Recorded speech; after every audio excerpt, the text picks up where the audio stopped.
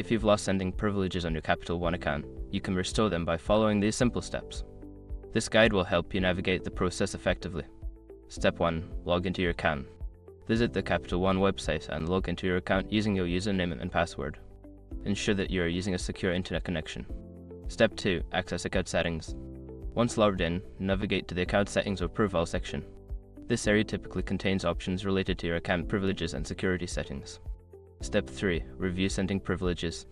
Look for a section that details your sending privileges or transaction limits. This may be labeled as account limits or transaction settings. Review the current status of your sending privileges. Step 4. Request restoration.